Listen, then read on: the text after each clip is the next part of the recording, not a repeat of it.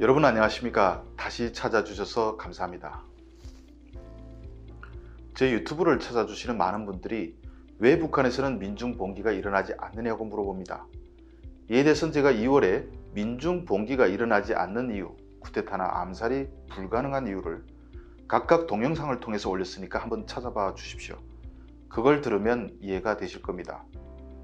제가 대학 때 비밀조직을 만들려 했다고 말씀드렸는데 그때 한 친구가 김일성대 22층 건물 옥상에서 삐라를 뿌리고 분신하겠다고 해서 그래서 이 나라를 깨우치는 한전 불씨가 되겠다고 했을 때 저는 새벽까지 설득했습니다. 내가 죽어도 삐라를 주워볼 사람도 없고 또 죽었다는 소문이 대학 울타리를 넘지도 못하고 가족까지 다 수용소에 가야 한다고 말입니다. 북한은 그런 곳입니다.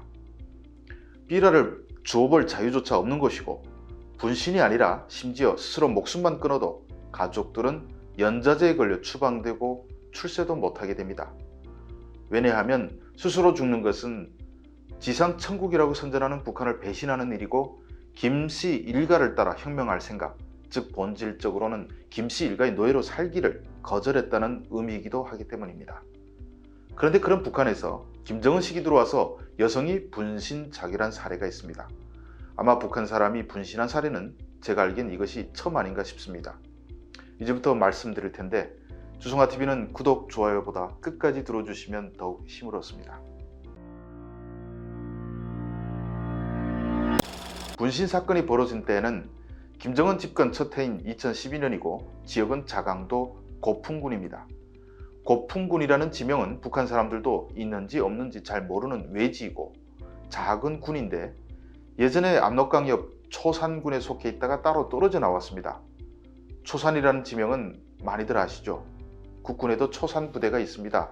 육사 7년대인데 1950년 9월 26일 바로 국군 육사 7년대가 초산의 압록강까지 진격해서 수통에 물을 담으며 감격의 순간을 맛보았던 부대입니다. 바로 국군이 점령했던 그 초산에서 고풍이 전쟁 이후 떨어져 나왔는데 이곳은 노는커녕 밭도 변변한 곳이 없고 철도도 없고 도로도 변변치 못한 외진 산골 지역입니다. 둘러봐도 산밖에 없는 곳이기 때문에 이곳 사람들은 산에서 소득을 창출하곤 했습니다. 산열매, 잣, 약초 등이 주요 소득원인 것입니다. 그런데 어딜 가나 악독하고 부패한 관리들은 다 있죠. 바로 이 고풍에도 옷밭이라는 별명으로 불리는 악독한 보안원이 있었습니다. 군 보안소 소속은 아니고 리분주소, 즉 우리로 치면 파출소 경찰인데 이놈이 계속 사람들 못살게 굴고 뺏어먹고 그러고 살았습니다. 어딜 가나 고이부나 보안소에 이런 놈이 꼭 있습니다. 그런데 2012년 가을에 잣을 수확할 때 이곳에서 잣 되거래 장사를 하는 여인이 이 보안원에게 2톤의 잣을 단속당해서 빼앗기게 됩니다. 되거래 장사꾼은 쉽게 말하면 도매상이라고 할 수 있는데 잣도 원래 개인이 몰래 팔지 못하게 되어 있습니다. 산이 다 국가 소유이기 때문에 이곳에서 나는 생산물은 원천적으로 국가 소유인 것입니다. 명색이 그렇다는 것이고 솔직히 산에 올라가서 약초 캐고 잣다고 하는 것을 어떻게 다 단속합니까? 개인들이 몰래 다 채취해서 팝니다. 하지만 이 여인은 워낙 많은 양을 움직이다 보니까 신고가 들어가 단속에 걸리게 됐는데 이것도 원래는 다 뇌물 먹자는 수작이죠.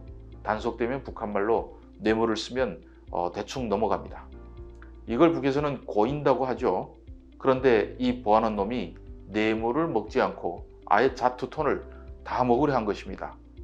잣 2톤이면 비쌀 때는 2,000달러가 넘는데 고풍 같은 산골에선 그 정도 돈이면 우리로 치면 강원도 태백에서 10억쯤 되는 큰 돈이라고 할 수 있습니다. 그걸 졸지에 떼게 됐으니 얼마나 억울하겠습니까? 결사적으로 한가하던 이 여인은 끝내 잣을 빼앗기게 되자 내가 눈을 뜨고 내가 먹는 것을 봐줄 수 없다면서 휘발유를 가져다가 잣을 실은 소달구지에 붓고 또 자기 몸에 붓고 그리고 분신해서 스스로 목숨을 끊었습니다.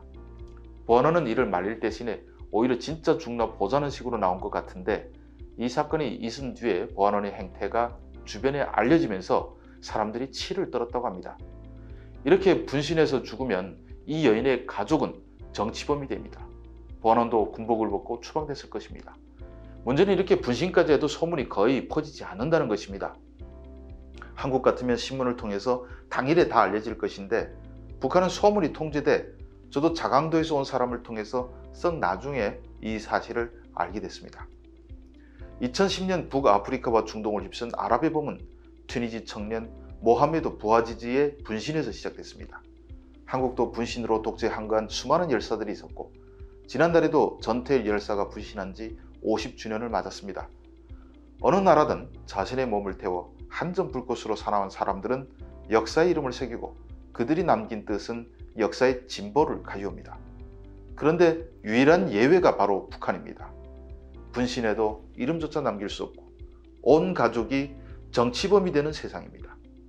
저 죽음의 땅을 해방시키는 날까지 저는 김씨 독재 정권의 실상과 인민들의 삶을 계속 여러분들에게 생생하게 알려드리겠습니다. 시청해 주셔서 감사합니다.